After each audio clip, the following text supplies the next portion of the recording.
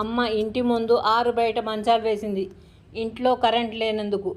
అమ్మ, నాన్న, తాతయ్య, నానమ్మ ఇలా అందరూ తలా ఒక మంచం మీద పడుకున్నారు.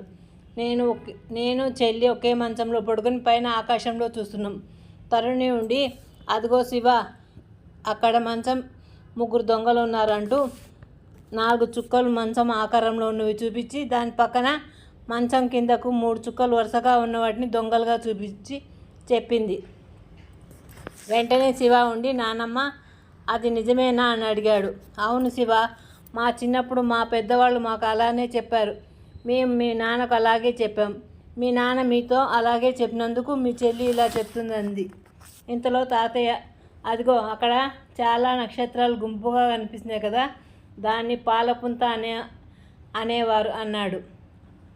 అదిగో అక్కడ ఎక్కువ వెలుగుగా కనిపిస్తున్న నక్షత్రాన్ని అరుంధతి అంటారు. దాన్నే పెళ్లిలో పెళ్లి కూతురికి పెళ్లి కొడుకు చూపిస్తూ ఉంటాడు.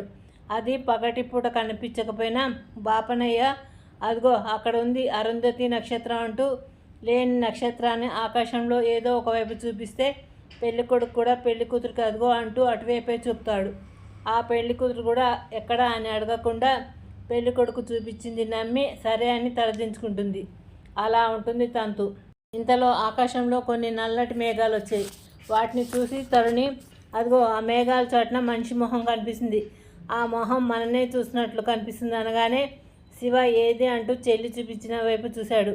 నిజమే, వెంట్రుకలు ఉన్న చోట కొద్దిగా ఎత్తుగా ఉండి, కళ్ళు ఉన్న చోట కొద్దిగా లోతుగా ఉండి, ముక్కు ఉన్న చోట ముక్కు ఆకారం ఎత్తుగా కనిపిస్తూ, నోరు ఉన్న చోట పెదాలలాగా కనిపిస్తూ ఒక మొహం కనిపించింది.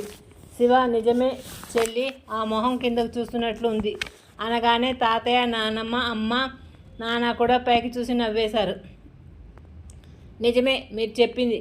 మనకు తెలిసిన ఆకారాల పైన ఉన్న మేఘాల్లో అప్పుడప్పుడు కనిపిస్తాయి.